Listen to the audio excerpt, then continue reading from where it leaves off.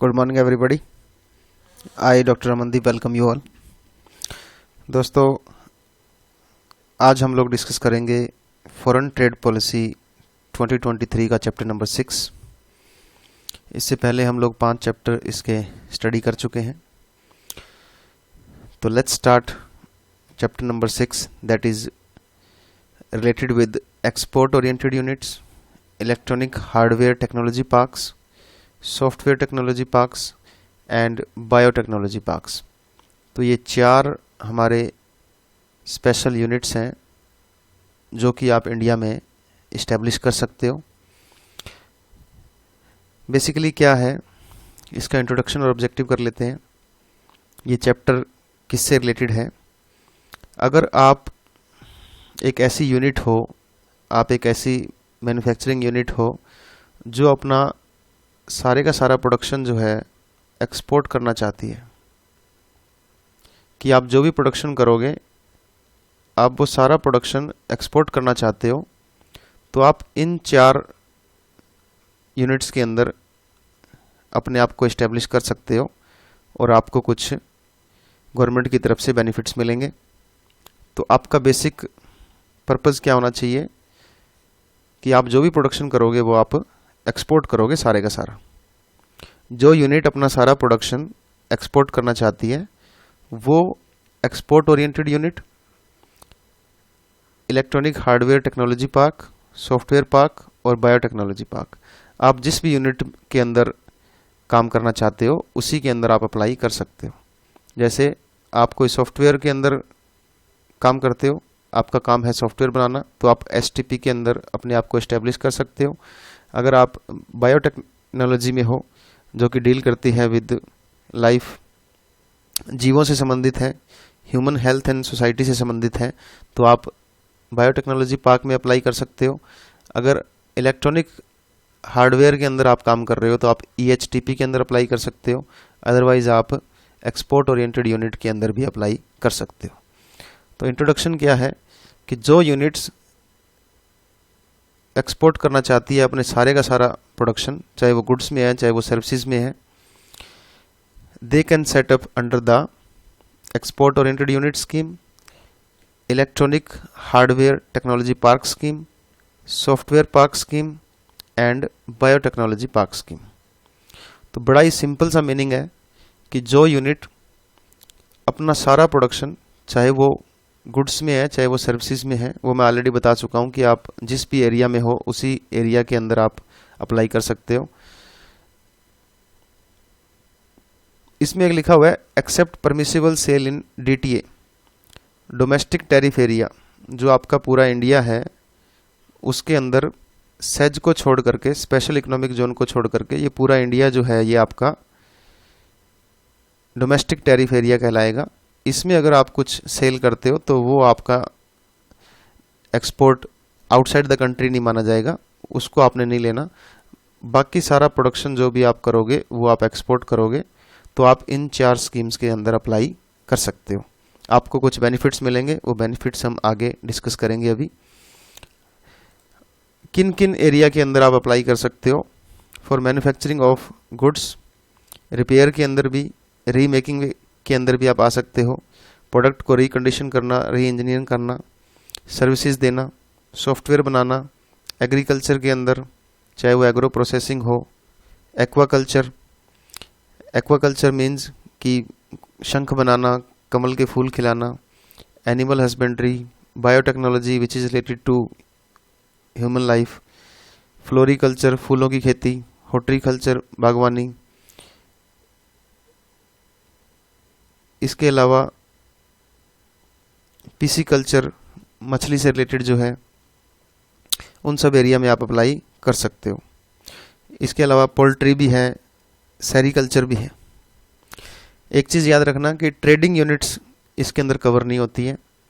Trading units are not covered, कि जो सिर्फ ट्रेडिंग का काम करती है वो अलाउड नहीं है। आपको मैन्युफैक्चरिंग और प्रोडक्शन करना पड़ेगा, तब आप ईओयू, ईएचटीपी, बीटीपी और सॉफ्टवेयर टेक्नोलॉजी पार्क स्कीम का हिस्सा बन सकते हो, आप इसका बेनिफिट ले सकते हो। सेकंड ऑब्जेक्टिव क्या है? इन पार्क्स का या इन स्कीम्स का। ये बेसिकली एक्सपोर्ट को प्रमोट करने के लिए ये स्कीम्स लाई गई हैं।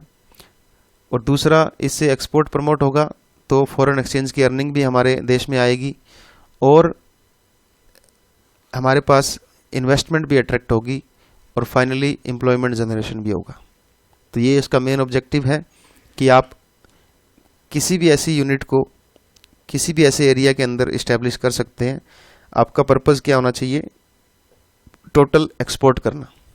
अगर आप टोटली अपना सारा माल एक्सपोर्ट करोगे तो आपको ये जो स्कीम्स हैं EOU, EHTP, STP और बायोटेक्नोलॉजी पार्क के अंडर आपको कुछ बेनिफिट्स मिलेंगे। आप कहाँ कहाँ से एक्सपोर्ट कर सकते हैं और कहाँ से इंपोर्ट कर सकते हैं अगर आप इन स्कीम्स के अंदर आते हैं तो सबसे पहला, ये जो इकोनॉमिक ओरिएंटेड यूनिट है, हार्डवेयर टेक्नोलॉजी पार्क है, सॉफ्टवेयर टेक्नोलॉजी पार्क है और बायोटेक्नोलॉजी पार्क है, इसकी कोई भी यूनिट जो है वो हर तरह की गुड्स और सर्विसेज को एक्सपोर्ट कर सकती हैं। वो मैंने आपको भी ऊपर बताया था, इससे पहले हमने ये डिस्कस किया था।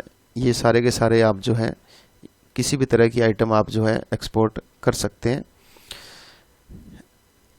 बस कुछ आइटम्स जो ITC HS के अंदर प्रोहिबिटेड हैं वो हम पहले चैप्टर में कर चुके हैं कि कौन कौन सी आइटम्स ऐसी हैं। हालांकि अगर आप गोल्ड ज्वेलरी की बात करें, उसके एक्सपोर्ट की बात करें, तो अगर आप कोई भी गोल्ड ज्वेलरी एक्सपोर्ट या इंपोर्ट करना चाहते हैं, चाहे वो पार्टली प्रोसेस्ड हो, चाहे वो प्लेन हो, चाहे वो स्टड हो, चाहे आर्टिकल्स हो, तो वो 8 कैरेट से ऊपर होनी चाहिए और मैक्सिमम लिमिट जो है वो 22 कैरेट तक जो है परमिटेड है। तो 8 से लेकर के 22 कैरेट्स तक आप गोल्ड और गोल्ड से बनी आइटम्स, चाहे वो पार्टली प्रोसेस्ड हो, उनको एक्सपोर्ट या इंपोर्ट इन स्कीम्स के तहत कर सकते हैं। आप एक्सपोर्ट कर सकते हैं स्पेशल केमिकल्स का, ऑर्गेनिजम्स का, मटेरियल्स का, इक्विपमेंट एंड टेक्नोलॉजीज़ का, जिसको हमने स्कोमेट कहा है। ये आपका इस पॉलिसी में चैप्टर नंबर 10 होगा, वो आगे हम डिस्कस करेंगे। तो वो सब आइटम भी आप एक्सपोर्ट कर सकते हो, आपको कुछ कंडीशंस को फॉलो करना पड़ेगा। आप बाहर से कुछ सामान मंगवा भी सकते हो और सप्लाई भी कर सकते हो। एक्सपोर्ट प्रमोशन मटेरियल जिसको हम कहते हैं, एक्सपोर्ट को प्रमोट करने के लिए कुछ मटेरियल आप बाहर से मंगवा सकते हो और सप्लाई भी कर सकते हो। जैसे वो ब्रोशर हैं, चाहे वो लिटरेचर है, पम्फलेट हैं, आपने कोई होर्डिंग लगाने हैं, कैटलॉग तैयार करने हैं, पोस्टर तैयार करने हैं। लिमिट क्या है इसको सप्लाई करने की या प्रोक्योर करने की? आपका जो फ्री ऑन बोर्ड वैल्यू होगा लास्ट सालों का, लास्ट का जो साल था आपका, उसका जो फ्री ऑन बोर्ड एक्सपोर्ट की जो वैल्यू होगी उसका 1.5% आप जो है अलाउड होगा। फ्री ऑन बोर्ड का मतलब होता है कि सप्लायर जो है वो समुंदर के रास्ते अगर कुछ सामान बेच रहा है तो समुंदर के रास्ते शिप तक पहुंचाने के जो भी खर्चे होंगे वो आपके सप्लायर के होंगे, उससे आगे के जो खर्चे होंगे वो बायर के होंगे। तो फ्री ऑन बोर्ड की जो वैल्यू है उसका 1.5% जो है आप प्रमोशन मटेरियल सप्लाई भी कर सकते हो और मंगवा भी सकते हो। नेक्स्ट पॉइंट है कि ये जो यूनिट होती है, जो इन चारों के अंदर जो भी यूनिट आप में लगी हुई है, वो इंपोर्ट कर सकती है या प्रोक्योर कर सकती है डोमेस्टिक टैरिफ एरिया से भी, या फिर जो बॉन्डेड वेयर हाउस है डोमेस्टिक टैरिफ एरिया के अंदर, या फिर कोई इंटरनेशनल एग्जीबिशन लगा हुआ है इंडिया के अंदर, तो वो आप वहाँ से भी इंपोर्ट कर सकते हैं या मंगवा सकते हैं। अब ये डोमेस्टिक टैरिफ एरिया क्या है कि ये जो आपका पूरा इंडिया है इसको हमने डोमेस्टिक टैरिफ एरिया बोला है, इसमें सहज नहीं आएगा। इसका मतलब आप इंडिया से भी सामान मंगवा सकते हो, कोई भी आइटम अगर आप मंगवाना चाहो, रॉ मटेरियल आपका जो है वो आप इंडिया से भी इंपोर्ट कर सकते हो, डोमेस्टिक टैरिफ एरिया से भी इंपोर्ट कर सकते हो, या फिर जो डोमेस्टिक टैरिफ एरिया के अंदर जो बॉन्डेड वेयर हाउस हैं जहाँ पे सामान पड़ा रहता है, या फिर कोई इंटरनेशनल एग्जीबिशन अगर इंडिया में हुआ है वहाँ से भी आप हर तरह का गुड्स मंगवा सकते हो, इवन तक कि कैपिटल गुड्स भी मंगवा सकते हो, रॉ मटेरियल भी मंगवा सकते हो और कैपिटल गुड्स भी मंगवा सकते हो। कैपिटल गुड्स मीन्स कि आपकी जो मशीनरी है, प्लांट है, इक्विपमेंट्स है, सॉफ्टवेयर है, ये भी आप मंगवा सकते हो। कंडीशन क्या है कि ये प्रोहिबिटेड आइटम की लिस्ट में नहीं होनी चाहिए। तो आपको कोई भी कस्टम ड्यूटी, इंटीग्रेटेड टैक्स और कंपनसेशन सेस नहीं देना पड़ेगा। आप इन आइटम्स को DTA एरिया से मंगवा सकते हैं without paying any custom any integrated tax. तो ये एक बहुत अच्छी फैसिलिटी है इन यूनिट्स के लिए। क्या सेकंड हैंड कैपिटल गुड्स भी मंगवा सकते हैं? Yes, second hand capital goods without any age limit. कितना भी पुराना सामान आप, जो हैवी सामान होता है आपका, प्लांट है, मशीनरी है, सॉफ्टवेयर है, कोई भी इक्विपमेंट है जिसके थ्रू आप प्रोडक्शन करेंगे, that can also be imported without और with payment of duties and taxes. तो कुछ ड्यूटीज आपको पे भी करनी पड़ सकती है और कुछ आपको पे नहीं भी करनी पड़ सकती है। क्या हम कैपिटल गुड्स को लीज पे दे सकते हैं? बिल्कुल। ये जो यूनिट इन चारों के अंदर लगी हुई है वो कॉन्ट्रैक्ट होगा पार्टीज के बीच में, वो कैपिटल गुड्स को जो है वो सोर्स कर सकती है किसी भी डोमेस्टिक और फॉरेन लीजिंग कंपनी से, पेमेंट करके या पेमेंट ना करके ड्यूटीज और टैक्सेस को। तो इसका मतलब आप लीज के ऊपर भी कैपिटल गुड्स जो है वो ले सकते हैं, चाहे वो डोमेस्टिक एरिया से लीजिए चाहे वो फॉरेन की लीज कंपनी से लीजिए, इसमें कोई रेस्ट्रिक्शन नहीं है। तो ये केस पे डिपेंड करेगा कि लगेगी या नहीं लगेगी। दूसरा एक ऑप्शन और भी होता है कि ये जो 4 एरिया के अंदर जो यूनिट लगी हुई है वो पहले कैपिटल गुड्स को सेल कर देगी किसी भी एक एनबीएफसी कंपनी को, नॉन बैंकिंग फाइनेंशियल कंपनी को, और फिर जो है उससे वापस लीज पे ले लेगी। आपको कुछ कंडीशन को फॉलो करना होगा। ये भी एक ऑप्शन होता है अगर आपने अकाउंट्स पढ़ रखी हो तो, कि आप किसी भी मशीनरी को पहले खुद खरीद लो, खुद खरीदने के बाद उसको एक कंपनी को बेच दो, फिर कंपनी जो है आपको वापस उसको लीज पे दे देगी। तो आप क्या करोगे, आपके पास जो कैपिटल गुड्स पड़े हैं आप उनको एनबीएफसी को बेच दोगे और फिर वापस उसको लीज पे ले लोगे। कुछ कंडीशंस हैं, वो कंडीशन क्या है, आपको एक तो अपने एरिया के जो डिप्टी या असिस्टेंट कमिश्नर है कस्टम का, उससे आपको परमिशन लेनी पड़ेगी। दूसरा पॉइंट ये है कि आप अपनी यूनिट की जगह से उस आइटम को नहीं हिलाओगे। आपकी जो फैक्ट्री है, जो कंपनी है, उसका जो प्रीमाइस है वो प्लांट या मशीनरी वहीं पे ही रहना चाहिए, वो हटना नहीं चाहिए। तीसरा, आपकी जो यूनिट है उसने नेट फॉरेन एक्सचेंज जो है वो, उसका जो नेट फॉरेन एक्सचेंज है वो पॉजिटिव हो। इसका मतलब आपने जो एक्सपोर्ट करके जो भी कमाया है, आपका जो फॉरेन एक्सचेंज है वो हमेशा पॉजिटिव में होना चाहिए। जब भी आप इस तरह की किसी भी कॉन्ट्रैक्ट के साथ एंटर करते हो या कोई लीज बैक का ट्रांजैक्शन करते हो एनबीएफसी कंपनी के साथ, तो आपको फॉरेन एक्सचेंज जो आपका है वो नेट जो है वो पॉजिटिव होना चाहिए। अब ये नेट फॉरेन एक्सचेंज अर्निंग का भी एक इशू है कि जो भी आप यूनिट इन 4 एरिया के अंदर जो भी यूनिट है वो एक positive net foreign exchange earner होना चाहिए अगर आपको इस स्कीम के अंदर आना है। दूसरा, ये जो नेट फॉरेन एक्सचेंज अर्निंग जो है ये कैसे कैलकुलेट की जाएगी, ये 5 साल के ब्लॉक में कैलकुलेट की जाती है, जिस साल से आपने प्रोडक्शन स्टार्ट किया होता है। तो वहाँ पे आपकी जो फॉरेन एक्सचेंज अर्निंग है वहाँ से ये आपकी काउंट की जाएगी 5-5 साल के ब्लॉक्स के अंदर, और आपकी जो नेट फॉरेन एक्सचेंज है वो पॉजिटिव होनी चाहिए। इसका मतलब आपने जो फॉरेन में एक्सपोर्ट किए हैं और आपकी जो इंपोर्ट ड्यूटीज़ वगैरह लगी हैं, इंपोर्ट का जो खर्चा आया है, कुल मिलाकर के इन द एंड वो आपका पॉजिटिव होना चाहिए। आपके हाथ में कुछ डॉलर होने चाहिए कि पॉजिटिव आपकी अर्निंग होनी चाहिए, और ये 5 साल के ब्लॉक में आपकी अर्निंग कैलकुलेट की जाएगी। जब भी ऐसा भी पॉसिबल हो सकता है कि आप नेट फॉरेन एक्सचेंज जो आपकी है वो आपकी पॉजिटिव ना हो, आप उसको अचीव ना कर पाए हो, क्योंकि एक्सपोर्ट के ऊपर कुछ रुकावट या कुछ बंदिशें लगा दी थी गवर्नमेंट ने, और ऐसा कोई प्रोडक्ट आप बेच रहे थे जिसके ऊपर जो लेटर ऑफ परमिशन है, जिसको हम बोलते हैं एलओपी, लेटर ऑफ परमिशन में आपको परमिशन नहीं दी गई थी। कुछ ऐसी आइटम आप एक्सपोर्ट कर रहे थे जो गवर्नमेंट ने प्रोहिबिशन या रिस्ट्रिक्शन लगा रखी थी। तो ये जो 5 ईयर का ब्लॉक पीरियड है ये आपका एक्सटेंड भी कर सकते हैं by the BOA, board of approval. एक बोर्ड होता है DGFT के अंदर, वो आपका ये 5 साल का जो ब्लॉक पीरियड है नेट फॉरेन एक्सचेंज को कैलकुलेट करने के लिए उसको एक्सटेंड भी कर सकता है। नेक्स्ट है कि आप एप्लीकेशन कैसे देंगे, अप्रूवल कैसे मिलेगी, लेटर ऑफ परमिशन जिसको हमने LOP कहा है वो कैसे मिलेगा, या इसको लेटर ऑफ इंटेंट भी कहते हैं लेटर ऑफ परमिशन को, और लीगल अंडरटेकिंग क्या होंगी अगर आपने इस तरह की कोई यूनिट के अंदर अप्लाई करना है, तो स्कीम के अंदर अप्लाई करना है। जब भी आपने कोई एक्सपोर्ट ओरिएंटेड यूनिट के अंदर अप्लाई करना है। आप एक्सपोर्ट ओरिएंटेड यूनिट बनना चाहते हैं, जिसका मेन मकसद यही है कि सारे का सारा प्रोडक्शन जो है वो आप एक्सपोर्ट करोगे। तो अगर आपने उसके लिए कोई एप्लीकेशन देनी है तो वो कौन कंसीडर करेगा, कौन उस पर विचार करेगा? That will be unit approval committee, UAC या फिर बोर्ड ऑफ अप्रूवल। तो इकोनॉमिक एक्सपोर्ट ओरिएंटेड यूनिट के लिए आपको यूनिट अप्रूवल कमेटी या फिर बोर्ड ऑफ अप्रूवल के पास एप्लीकेशन देनी होगी। दूसरा, in the case of electronic hardware technology park और सॉफ्टवेयर टेक्नोलॉजी पार्क के लिए आप जो है परमिशन कहाँ से मिलेगी आपको? इलेक्ट्रॉनिक हार्डवेयर के लिए आपको permission ministry of electronics and information technology से मिलेगी, और सॉफ्टवेयर टेक्नोलॉजी पार्क के लिए आपको इंटर मिनिस्ट्रियल स्टैंडिंग कमेटी के पास परमिशन अपनी लेनी होगी। इसका मतलब एक्सपोर्ट ओरिएंटेड यूनिट के केस में board of director, board of approval या यूनिट अप्रूवल कमेटी, और जबकि इलेक्ट्रॉनिक हार्डवेयर टेक्नोलॉजी पार्क के केस में ministry of electronics and information technology, और सॉफ्टवेयर टेक्नोलॉजी पार्क के केस में इंटर मिनिस्ट्रियल स्टैंडिंग कमेटी के पास आपका केस जाएगा, ना कि बोर्ड ऑफ अप्रूवल के पास।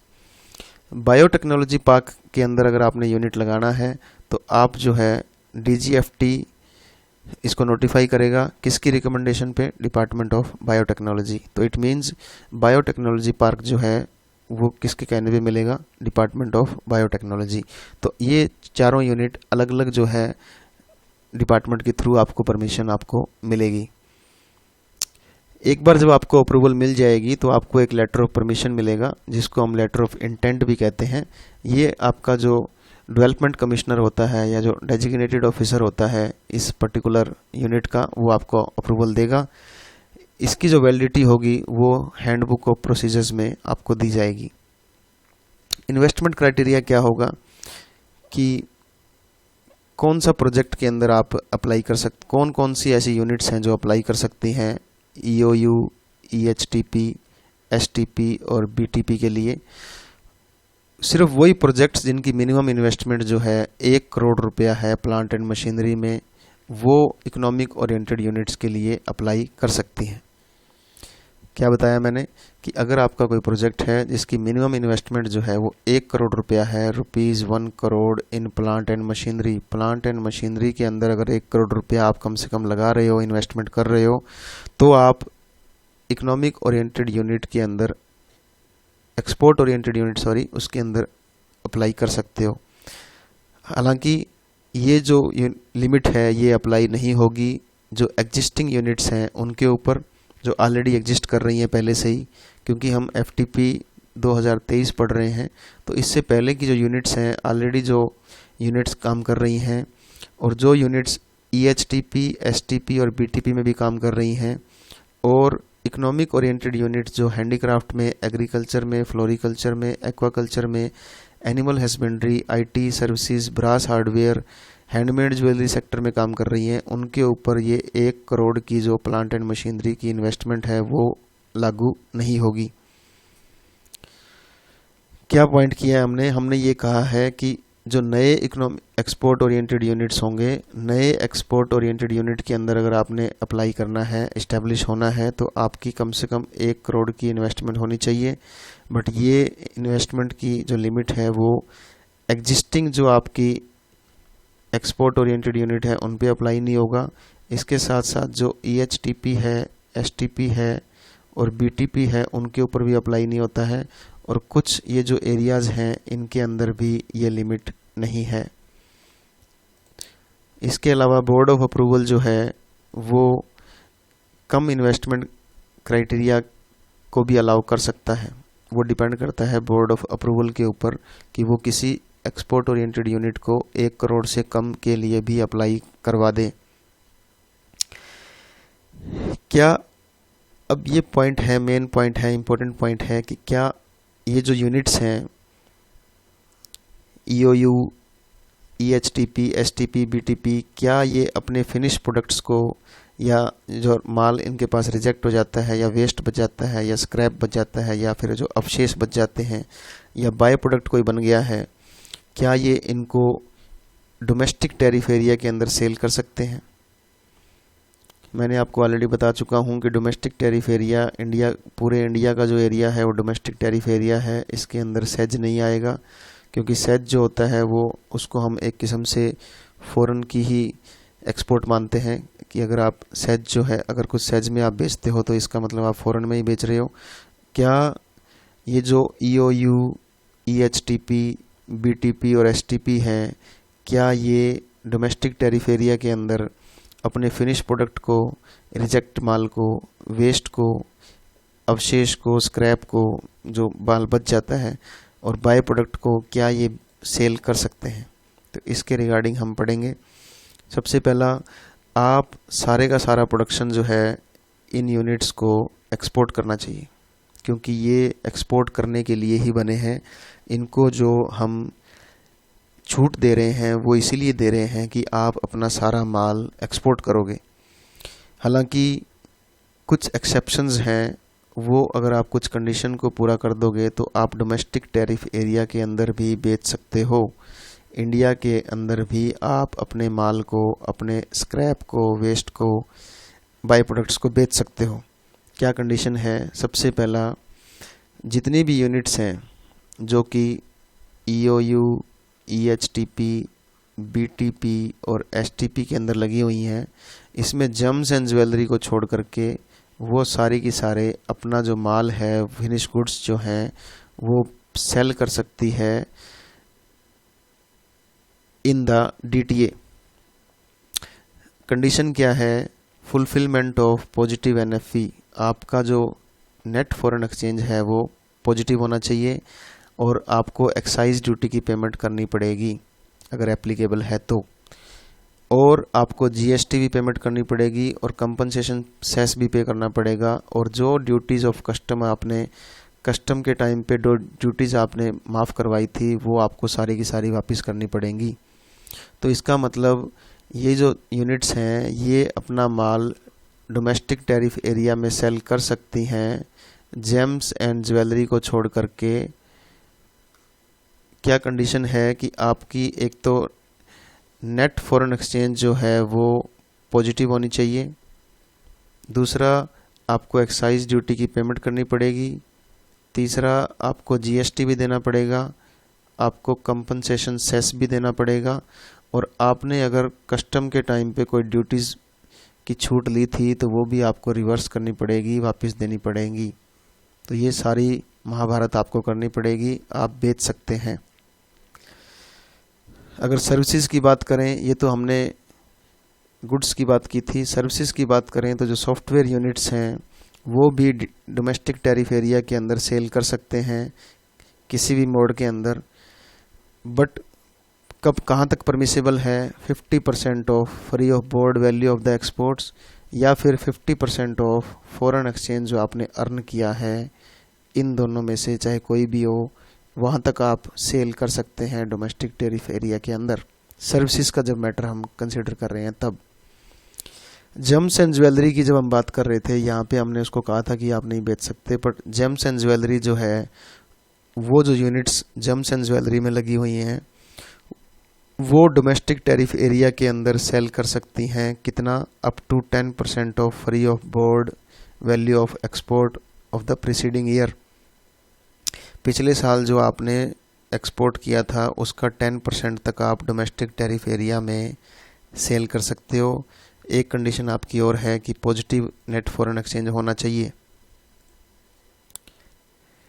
नेक्स्ट पॉइंट है कि क्या हम जो रिजेक्ट्स हैं, रिजेक्टेड जो माल होता है, क्या उसको भी हम सेल कर सकते हैं? Yes, it can be sold in domestic tariff area.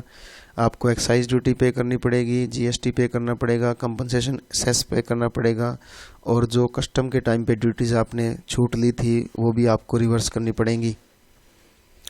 फिर बात आती है स्क्रैप की, वेस्ट की और रेमिनेंट्स की, कि क्या जो हमारे पास सामान बच गया है, वेस्टेज है या अवशेष बच गए हैं, क्या उसको भी आप सेल कर सकते हो DTA में? यस, पेमेंट आपको करनी पड़ेगी GST की और कंपनसेशन सेस की, और जो कस्टम के टाइम आपने ड्यूटीज़ पे की थी उसको रिवर्स करना पड़ेगा, वापस देना पड़ेगा। अगर आप डिस्ट्रॉय करते हो अपने स्क्रैप को, वेस्टेज को और रेमिनेंट्स को, अगर आप, किसकी बात कर रहा हूँ मैं, कि अगर कोई EOU, EHTP, STP या BTP इसमें कोई यूनिट है, वो अपने स्क्रैप को, वेस्ट को, रेमिनेंट को डिस्ट्रॉय करना चाहती है, नष्ट करना चाहती है with the permission of custom authority, वो कर सकती है, तब उनको कोई भी ड्यूटीज या टैक्सेस नहीं देने पड़ेंगे। क्या बाय प्रोडक्ट्स को भी आप सेल कर सकते हो? Yes, they can be sold in DTA subject to achievement of positive NFE, कि आपका जो नेट फॉरेन एक्सचेंज है वो पॉजिटिव होना चाहिए। आपको एक्साइज ड्यूटी पे करनी पड़ेगी, GST पे करनी पड़ेगी, कंपनसेशन सेस पे करना पड़ेगा, और कस्टम के टाइम जो आपने ड्यूटीज़ की छूट ली थी वो आपको वापस देनी पड़ेंगी। यस, आप कर सकते हो। इसका मतलब आप फिनिश गुड्स को भी बेच सकते हो, स्क्रैप को भी बेच सकते हो, वेस्टेज को भी बेच सकते हो, रेमनेंट्स भी बेच सकते हो, और बाय प्रोडक्ट भी बेच सकते हो। कंडीशन क्या है कि आपको ड्यूटीज़ को, एक्साइज ड्यूटी को, GST को, कंपनसेशन सेस को, और कस्टम के टाइम जो ड्यूटीज़ थी उनको वापस करना पड़ेगा। क्या आप डोमेस्टिक टैरिफ एरिया से कुछ ले भी सकते हो? ये ऊपर के जो पॉइंट हमने किए थे ये तो थे सेल के, कि क्या आप सेल कर सकते हो डोमेस्टिक टैरिफ एरिया को। अब हम पॉइंट कर रहे हैं कि क्या आप डोमेस्टिक टैरिफ एरिया इंडिया जो है, क्या उससे भी आप कोई सप्लाई ले सकते हो, रॉ मटेरियल या कैपिटल गुड्स ले सकते हो? कौन कौन ले सकता है और कितना ले सकता है? DTA से आप सप्लाई ले सकते हो। इसका मतलब EOU, EHTP, STP और BTP के अंदर जो यूनिट्स लगी हुई हैं वो डोमेस्टिक टैरिफ एरिया से सप्लाई ले सकती हैं for use in their manufacturing for exports. Export करने के लिए, मैन्युफैक्चरिंग करने के लिए आपको जो भी चाहिए वो आप ले सकते हो। और ये जो DTA के अंदर जो डोमेस्टिक सप्लायर हैं, इनको डीम्ड एक्सपोर्ट का बेनिफिट मिलेगा, क्योंकि इन्होंने अपना, DTA ने अपना सामान किसको बेचा है? इन यूनिट्स को, और ये यूनिट्स क्या करती हैं? डायरेक्टली एक्सपोर्ट करती हैं। तो ये जो डोमेस्टिक टैरिफ एरिया के अंदर जो सप्लायर हैं जिन्होंने यूनिट्स को दिया है, वो डीम्ड एक्सपोर्ट का फ़ायदा उठा सकते हैं। जो सप्लायर हैं डोमेस्टिक टैरिफ एरिया के अंदर precious and semi precious stones के, या सिंथेटिक स्टोन, जो हमारे चमकीले या कीमती पत्थर होते हैं जिनको हम नगीने बोलते हैं, नगीना, चाहे वो नीलम है, चाहे वो मूंगा है, और भी कई तरह के नगीने आते हैं। सिंथेटिक स्टोन है या प्रोसेस्ड पर्ल है। पर्ल का मतलब होता है, इसको हम बोलते हैं हिंदी में मोती।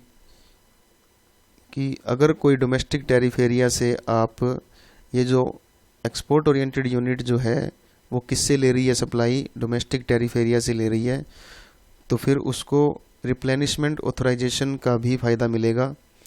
इसका मतलब होता है कि आप जो है एक बार पे कर दो, गवर्नमेंट आपको रिफंड दे देगी। तो अगर डोमेस्टिक टैरिफ एरिया से आपने प्रीशियस या सेमी प्रीशियस स्टोन्स लिए हैं, सिंथेटिक स्टोन या प्रोसेस्ड पर्ल लिए हैं, किसने? एक्सपोर्ट ओरिएंटेड यूनिट ने, तो वो फिर किसके लिए एलिजिबल होगी? ग्रांट ऑफ रिप्लेनिशमेंट ऑथराइजेशन, उस रेट के ऊपर जो कि हैंडबुक ऑफ प्रोसीजर में दिया हुआ है। इसका मतलब कि आप अगर एक्सपोर्ट ओरिएंटेड यूनिट जो है वो डोमेस्टिक टैरिफ एरिया से कुछ लेती है, तो एक बार जो आपको इसके ऊपर कोई भी ड्यूटीज़ वगैरह पे करनी होंगी, वो सारी की सारी आपकी गवर्नमेंट रिफ़ंड कर देगी। तो ये भी एक फ़ायदा है, ये भी एक प्रिविलेज है। जो भी आपने सेंट्रल सेल्स टैक्स दिया हुआ है वो भी आपको वापस मिल जाएगा, जो आपने गुड्स इंडिया के अंदर मैन्युफैक्चर किए हैं और आप उनको एक्सपोर्ट करते हो। तो आपने जो सेंट्रल सेल्स टैक्स है वो अगर पे किया है तो वो आपको वापस हो जाएगा, और इसके ऊपर आपको 6% पर एनम के हिसाब से रिफ़ंड भी मिल जाएगा। अगर 30 दिन के अंदर अंदर आपको अकाउंट जो है वो सेटल ना किया जाए तो आपको 6% पर एनम के हिसाब से इंटरेस्ट भी मिल जाएगा। कुछ और इंटाइटलमेंट्स भी हैं इन यूनिट्स के अंदर अपना बिजनेस लगाने की। सबसे पहला, आपको इंडस्ट्रियल लाइसेंस लेने की ज़रूरत नहीं है, आपको छूट मिलेगी अगर आप कुछ ऐसी आइटम्स बनाना चाहते हैं जो कि एमएसएमई के लिए, माइक्रो एंड स्मॉल बिजनेसेस के लिए रिजर्व हैं। मतलब कि कुछ ऐसी आइटम हैं जो माइक्रो एंड स्मॉल इंटरप्राइजेस के लिए रिजर्व की हुई हैं। अगर आपने उनको बनाना है तो आपको एक इंडस्ट्रियल लाइसेंस लेना पड़ता है, बट इन के अंदर अगर आप यूनिट लगाते हो EOU, EHTP, STP और BTP के अंदर, तो आपको इस तरह की लाइसेंस लेने की कोई ज़रूरत नहीं पड़ेगी। दूसरा, आपने जो भी एक्सपोर्ट का सामान बेचा है दूसरे देशों में, वो 9 मंथ के अंदर अंदर आपको रियलाइज़ हो जाएगा, उसके पैसे आपको मिल जाएंगे। तीसरा, ये जो यूनिट्स बाहर अपना सामान बेचती है तो इसको जो भी अर्निंग होती है उसका 100%, मतलब सारी की सारी जो एक्सपोर्ट की अर्निंग है वो आप EEFC अकाउंट के अंदर अपना रख सकते हो। EEFC अकाउंट क्या होता है? Exchange earner foreign currency account, कि जो भी आपने फॉरेन के अंदर एक्सपोर्ट करके कमाया है वो आपको सरकार को देने के बजाय आप EEFC के अंदर उसको रख सकते हो। ये भी आपको एक प्रिविलेज है।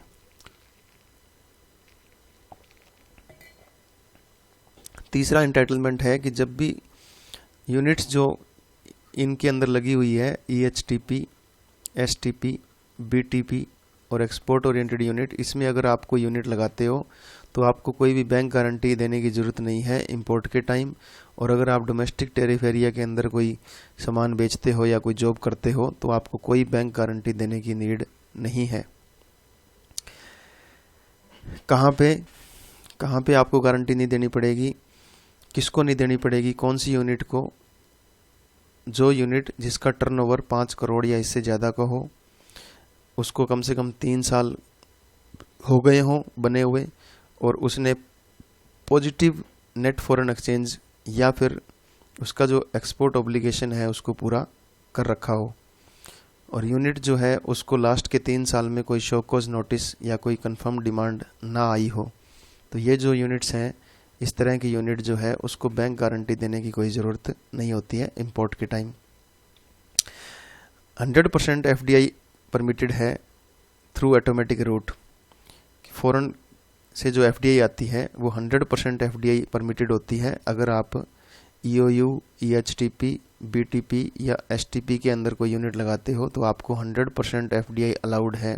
ये भी गवर्नमेंट ने एक अच्छा प्रिविलेज कर रखा है।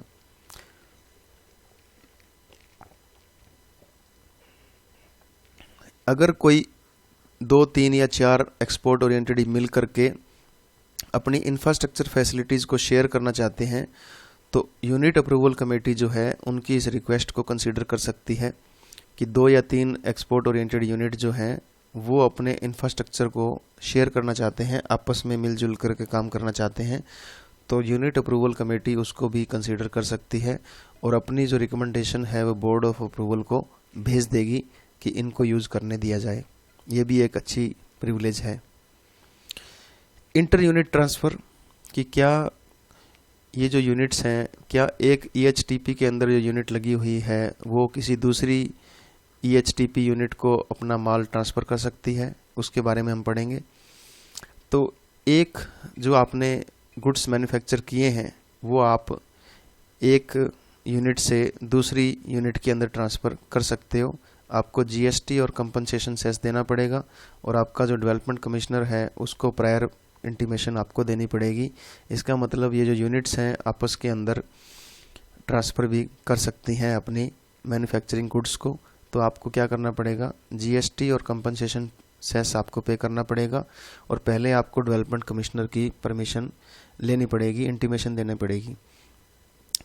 ये तो गुड्स की बात थी जो बने बनाए गुड्स हैं। क्या कैपिटल गुड्स भी ट्रांसफ़र कर सकते हो? मतलब प्लांट, मशीनरी, इक्विपमेंट, सॉफ्टवेयर, ये भी आप ट्रांसफ़र कर सकते हो या फिर लोन के ऊपर दे सकते हो दूसरी यूनिट्स को। आपको कंसर्न जो डेवलपमेंट कमिश्नर है या कस्टम अथॉरिटीज़ हैं उनको इन्फॉर्म करना पड़ेगा और जो भी आपका GST या कंपनसेशन सेस बनता है वो भी आपको पे करना पड़ेगा। जब भी आप कोई गुड्स सप्लाई करते हो, एक यूनिट जब दूसरी यूनिट को सप्लाई करती है, दूसरी यूनिट को सप्लाई करेगी तो वो इंपोर्टेड गुड्स माने जाते हैं सेकंड गुड्स के लिए। और सेकंड यूनिट जो है जो खरीद रही है इसको ड्यूटी पेमेंट करनी पड़ेगी। तो जब भी कोई एक यूनिट दूसरी यूनिट को आप कोई गुड्स सप्लाई करते हो तो वो इम्पोर्टेड गुड्स ही माने जाएंगे कि आपने बाहर से ही उन गुड्स को लिया है, और जो यूनिट खरीद रही है उसको ड्यूटी की पेमेंट करनी पड़ेगी जब भी आप इसको सेल करोगे डोमेस्टिक टैरिफ एरिया के अंदर, तो आपको उस टाइम पेमेंट करनी पड़ेगी। सब कॉन्ट्रैक्टिंग कि क्या आप जो मैन्युफैक्चरिंग कर रहे हो क्या आप किसी और से भी करवा सकते हो, इसको बोलते हैं सब कॉन्ट्रैक्टिंग, कि कुछ पार्ट जो है आप औरों से बनवाते हो, तो क्या इस तरह की फैसिलिटी भी अलाउड है। तो ये जो यूनिट्स हैं इनके अंदर जो यूनिट लगी हुई है, जेम्स और ज्वेलरी को भी इसमें शामिल किया गया है। दे में on the basis of annual permission from the custom authority, आपको हर साल एक वार्षिक परमिशन लेनी पड़ेगी। आप अपना प्रोडक्शन प्रोसेस जो है वो डोमेस्टिक टैरिफ एरिया के अंदर जो यूनिट्स लगी हुई हैं उनसे भी करवा सकते हो। इंडिया के अंदर जो और यूनिट्स इसी तरह का काम कर रही हैं आपकी तरह का, उनसे भी आप अपनी प्रोडक्शन प्रोसेस को सब कॉन्ट्रैक्ट करवा सकते हो। आधा काम उनको दे सकते हो कि मेरा ये कंपोनेंट बना दो या मेरा ये पार्ट बना के दे दो। आप कितना करवा सकते हो, 50% ऑफ ओवरऑल प्रोडक्शन, जितना आपने पिछले साल किया था उसका 50% जो है आप बाहर से सब कॉन्ट्रैक्ट कर सकते हो। जिस तरह ये जो यूनिट्स हैं EOU, EHTP, BTP, STP, ये अपना काम DTA से करवा सकती हैं, इसी तरह एक्सपोर्ट ओरिएंटेड यूनिट के अंदर जो यूनिट्स लगी हुई हैं वो DTA से भी काम ले सकती हैं। इसका मतलब जो डोमेस्टिक टैरिफ एरिया के अंदर जो एक्सपोर्टर हैं उनका अगर कोई काम करना हो, उनका अगर कोई पार्ट बना के देना हो तो वो एक्सपोर्ट ओरिएंटेड यूनिट भी बना के दे सकती हैं। शर्त क्या है कि गुड्स जो होंगे वो डायरेक्टली एक्सपोर्ट ओरिएंटेड यूनिट से ही एक्सपोर्ट किए जाएंगे और दोनों का नाम उस शिपिंग बिल के अंदर, इस एक्सपोर्ट डॉक्यूमेंट के अंदर आना चाहिए। इसका मतलब डोमेस्टिक टैरिफ एरिया के अंदर कोई एक्सपोर्टर है जो कोई आइटम बना रहा है, ए आइटम जो है वो कुछ आइटम वो किससे बनवा रहा है, अब एक्सपोर्ट ओरिएंटेड यूनिट से। तो एक्सपोर्ट ओरिएंटेड यूनिट वो माल बना के सीधा ही उसको एक्सपोर्ट करेगी और जब प्रोडक्ट बेचेगी तो इसमें EOU का नाम भी आएगा और डोमेस्टिक टैरिफ एरिया का जो एक्सपोर्टर है उसका नाम भी आएगा। तो ये भी एक अच्छी फैसिलिटी है कि आप दूसरों का सामान भी बना के बेच सकते हो, अपना सामान भी दूसरों से बनवा सकते हो। तीसरा, ये जो यूनिट्स हैं ये सब कॉन्ट्रैक्ट कर सकती हैं, अपना प्रोडक्शन प्रोसेस बाहर से भी अपना काम करवा सकती हैं, और जो इनका थोड़ा बहुत माल जो इंटरमीडिएट प्रोडक्ट जो बन गया है उसको भी बाहर भेज सकती हैं। मान लो एक प्रोडक्ट है A, उसका 40% हिस्सा बन चुका है, तो आप बाकी जो हिस्सा है वो बाहर से बनवा सकते हो। तो इसके लिए एक खास बात यह है कि जो प्रोडक्ट आपने बाहर भेज दिया है, अब 40% के बाद जो प्रोडक्ट बनेगा वो बाहर बनेगा, तो वो 100% जब बाहर जाके बन जाएगा, तो अगर बाहर की बाहर ही आप उसको बेच रहे हो तो कोई परमिशन की रिक्वायरमेंट नहीं है। और जब इसी 100% का प्रोडक्ट जो बाहर आपने बनने के लिए भेजा था, जब इसको वापस मंगवाओगे तब आपको डेवलपमेंट कमिश्नर की और कस्टम अथॉरिटीज़ की परमिशन जो है वो प्रायर परमिशन लेनी पड़ेगी, इंटीमेशन देना पड़ेगा। बहुत ही सिंपल पॉइंट है कि आप अपनी प्रोडक्शन प्रोसेस का कुछ पार्ट तो खुद बनाते हो और कुछ पार्ट आप बाहर से बनवाते हो। तो मान लो आपने 50% खुद बना दिया और बाकी 50% आप बाहर से बनवाओगे, तो अगर इसको बाहर की बाहर ही बेचोगे फिर कोई परमिशन की ज़रूरत नहीं है। बट अगर इसको आप इंडिया में वापस लेके आओगे बनने के बाद, फिर आपको डेवलपमेंट कमिश्नर और कस्टम अथॉरिटीज़ की प्रायर इंटीमेशन आपको देनी पड़ेगी। नेक्स्ट है कि अगर आपके पास कोई मटेरियल या कैपिटल गुड्स जो है अनयूटिलाइज रह गया है, आप उसको यूटिलाइज नहीं कर पाए, तो क्या आप उनको सेल भी कर सकते हो? यस।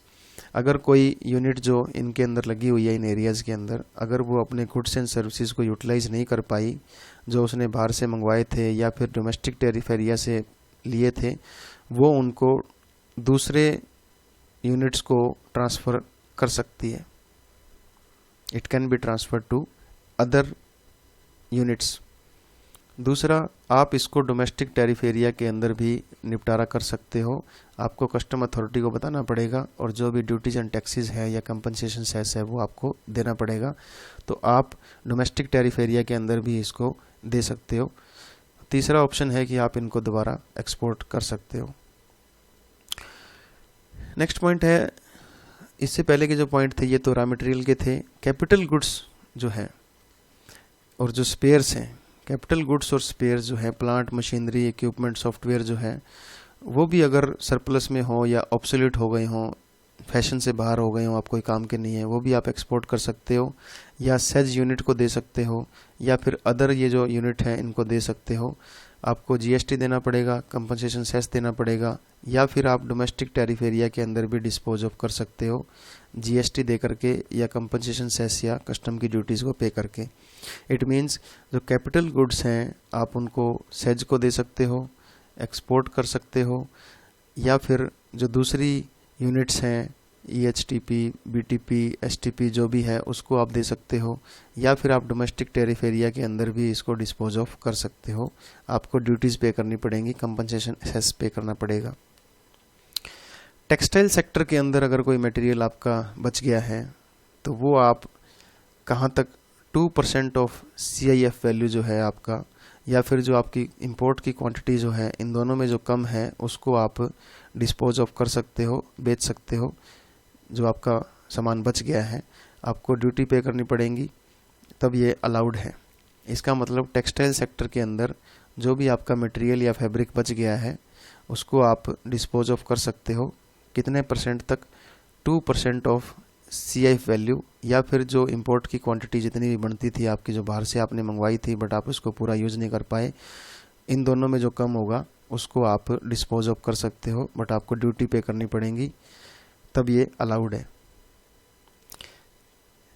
क्या कोई भी यूनिट जो export oriented unit EHTP, BTP और STP के अंदर थी, क्या वो उस स्कीम से बाहर हो सकती है?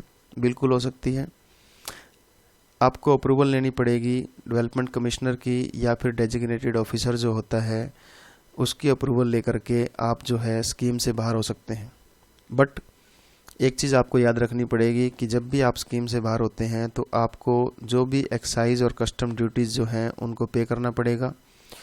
इसके साथ साथ आपको IGST, central GST, state GST और UT GST और कंपनसेशन फंड जो है, कंपनसेशन सेस जो है, किसी भी इंडस्ट्रियल पॉलिसी का उस टाइम जो चल रहा होगा वो भी आपको पे करने पड़ेंगे। आप इस तरह फ्री में बाहर नहीं हो सकते, तो आपको एक्साइज और कस्टम ड्यूटीज़ पे करनी पड़ेंगी, और GST जो भी है आपको, और कंपनसेशन सेस भी आपको पे करना पड़ेगा, तब आप स्कीम से बाहर हो सकते हैं।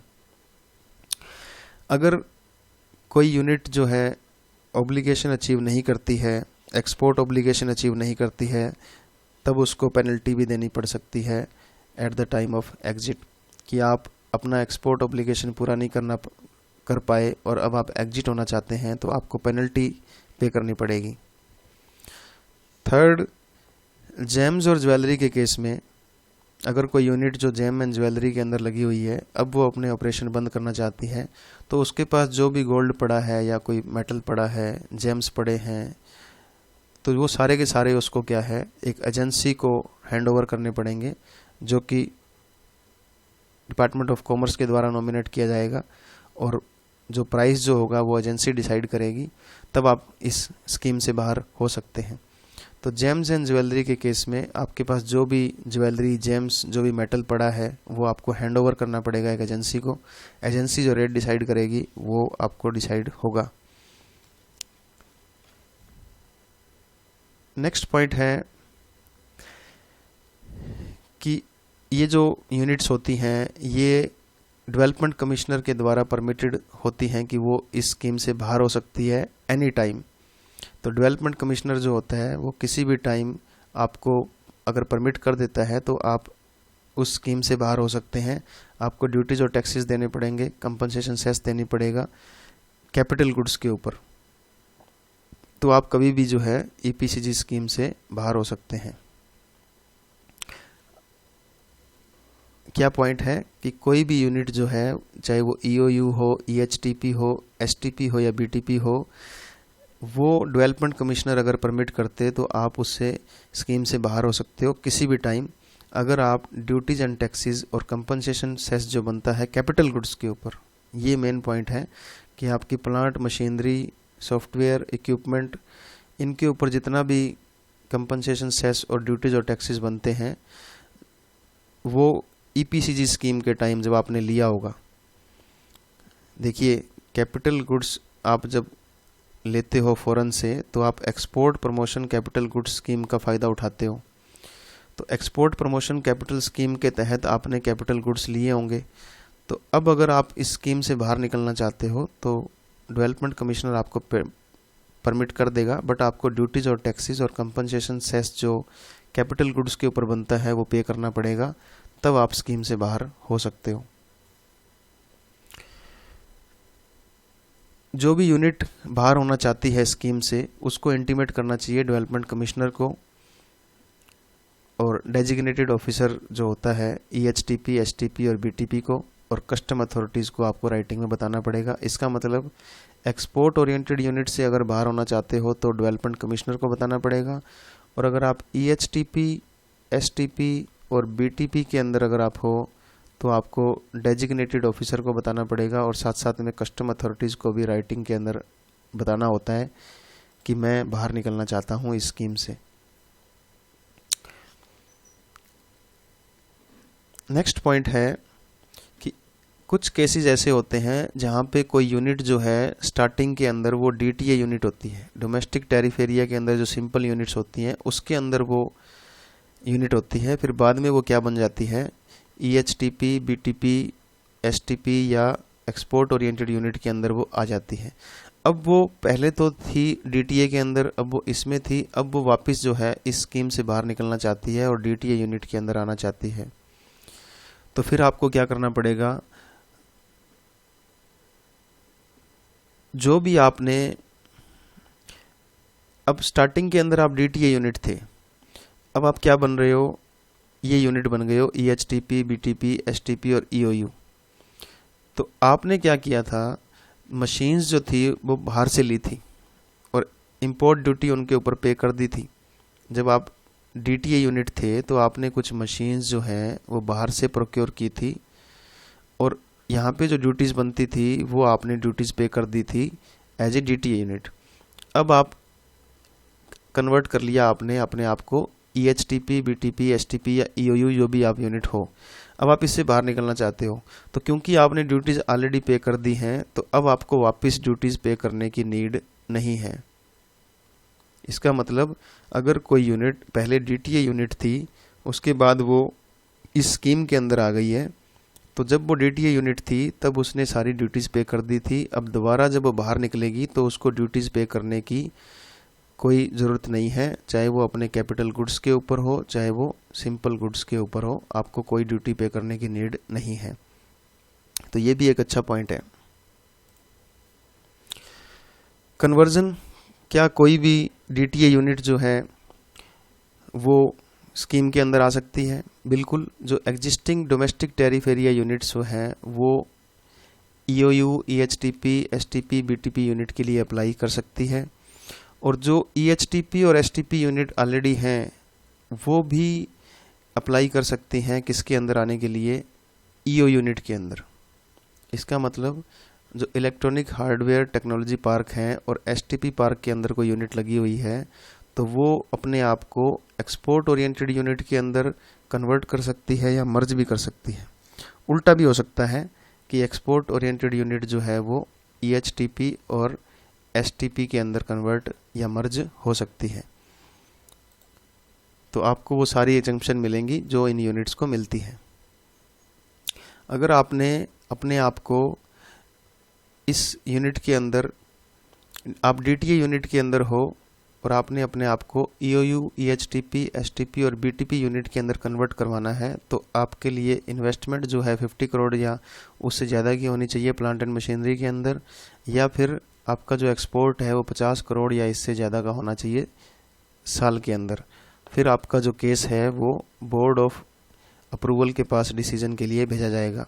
इसका मतलब कोई भी डोमेस्टिक टैरिफ एरिया के अंदर यूनिट लगी हुई है, अगर वो अपने आप को इस किसी भी स्कीम के अंदर लाना चाहती है तो उसकी मिनिमम जो इन्वेस्टमेंट रिक्वायरमेंट है वो क्या है, 50 करोड़ या उससे ज़्यादा आपका प्लांट एंड मशीनरी में, या फिर आपका 1 साल के अंदर जो एक्सपोर्ट है वो 50 करोड़ से ज़्यादा का होना चाहिए, तब आप अपने आप को कन्वर्ट कर पाओगे। क्या हम एक्सपोर्ट कर सकते हैं थ्रू एग्जीबिशन, जो बाहर जो एग्जीबिशन लगती हैं, या एक्सपोर्ट प्रमोशन टूर होते हैं, या फिर जो शोरूम लगे होते हैं विदेशों के अंदर बने होते हैं, या फिर जो ड्यूटी फ्री शॉप होती है वहाँ पे आप एक्सपोर्ट कर सकते हो? बिल्कुल, ये जो यूनिट्स होती हैं दे आर परमिटेड। किस लिए परमिटेड है? कि वो पार्टिसिपेट कर सकती हैं बाहर जो एग्जीबिशन होता है with the permission of DC या डेजिग्नेटेड ऑफिसर। तो एक्सपोर्ट ओरिएंटेड यूनिट के लिए डीसी, और ईएचटीपी और एसटीपी और बीटीपी के लिए डेजिग्नेटेड ऑफिसर, इसकी परमिशन के द्वारा आप गुड्स को एक्सपोर्ट कर सकते हो। किस लिए? कि हम बाहर जो एग्जीबिशन लग रही है उसके अंदर पार्टिसिपेट करना चाहते हैं। दूसरा, आप पर्सनल कैरी कर सकते हो गोल्ड को, सिल्वर को, प्लेटिनम ज्वेलरी को, precious semi precious stones, beads and articles को।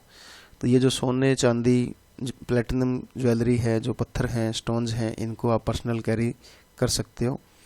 तीसरा, जो परमिटेड शॉप खुली होती है अब्रोड के अंदर, विदेशों के अंदर जो शॉप्स परमिटेड हैं उनके अंदर आप गुड्स को एक्सपोर्ट कर सकते हो सेल करने के लिए और डिस्प्ले के अंदर लगाने के लिए, कि मैं जो शॉप है बाहर वहाँ पे चीज़ों को दिखाने के लिए लगाऊंगा कि मैं यहाँ कुछ चीज़ें इंडिया में बेचता हूँ। चौथा, आप शोरूम के अंदर उनके जो एजेंट्स या डिस्ट्रीब्यूटर हैं उनके शोरूम के अंदर भी लगा सकते हो, डिस्प्ले कर सकते हो या सेल कर सकते हो। पांचवा, आप इंटरनेशनल एयरपोर्ट्स जो होते हैं वहाँ पे रिटेल आउटलेट या शोरूम खोल सकते हो, ये भी अलाउड है इन यूनिट्स को। तो ये एक्सपोर्ट इंपोर्ट किसके थ्रू होगा? पोस्ट या कोरियर के थ्रू। जो फ्री सैंपल्स गुड्स जो होते हैं इसके अंदर फ्री सैंपल भी आते हैं। दे कैन बी एक्सपोर्टेड और imported by air freight and through foreign post office और थ्रू कोरियर। तो आप कोरियर के थ्रू, पोस्ट ऑफिस के थ्रू, एयर फ्राई के थ्रू, कस्टम का जो प्रोसीजर है उसका पालन करते हुए इन आइटम्स को, गुड्स को एक्सपोर्ट या इंपोर्ट कर सकते हो। इसमें फ्री सैंपल भी इंक्लूडेड हैं। तो ये आज चैप्टर हमने पढ़ा, चैप्टर नंबर 6, जो कि रिलेटेड था export oriented units, electronic hardware technology park, software technology park and BTP. तो अगर आप सारे का सारा एक्सपोर्ट करना चाहते हो, अपना माल, अपना प्रोडक्शन सारे का सारा एक्सपोर्ट करना चाहते हो, तो आप इन में से किसी भी एक स्कीम के अंदर अप्लाई कर सकते हैं। आपको जो भी बेनिफिट मिलेंगे वो हमने ऑलरेडी डिस्कस किए। आई होप आपको ये चैप्टर समझ में आया होगा। अगर आपका कोई डाउट है तो प्लीज़ आप मुझे मेल कीजिए या कमेंट कीजिए, आई विल डेफिनेटली आंसर। आपने इस लेक्चर को इतने प्यार से सुना उसके लिए थैंक यू। अगर आपको लेक्चर पसंद आया हो तो प्लीज़ एक लाइक ज़रूर कीजिए, शेयर कीजिए। Thank you so much.